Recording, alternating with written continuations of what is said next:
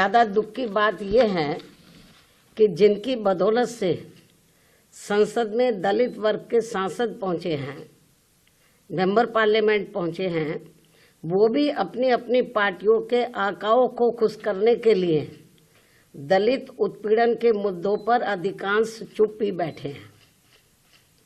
चाहे वो दलितों के उत्पीड़न का मामला अपने देश का हो या फिर बांग्लादेश का हो। तो वही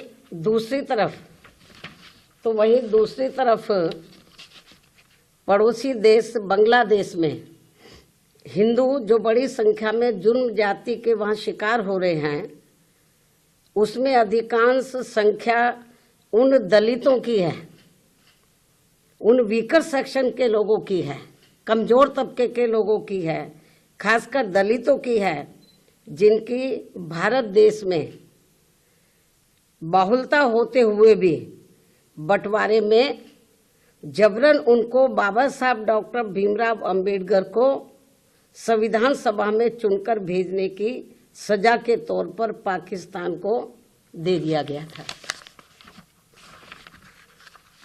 इस प्रकार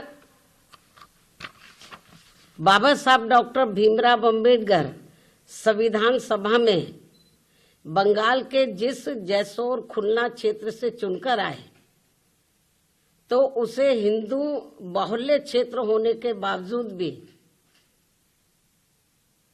षड्यंत्र के तहत पहले पाकिस्तान के हवाले कर दिया, जो अब बांग्लादेश में है।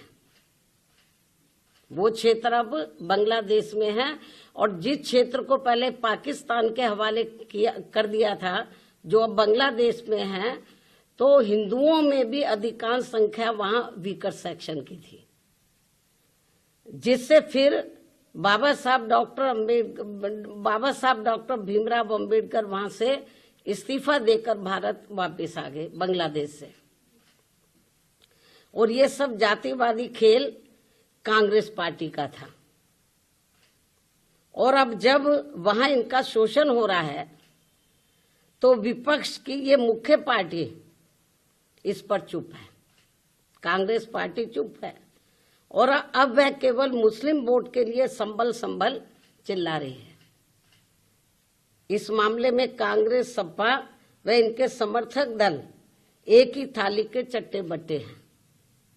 ऐसे में बीजेपी व उनके नेतृत्व में चल रही केंद्र की सरकार अपनी जिम्मेवारी को आगे बढ़ चढ़कर निभाए, ताकि शोषण का शिकार हो रहे दलित वर्ग के लोगों का वहां और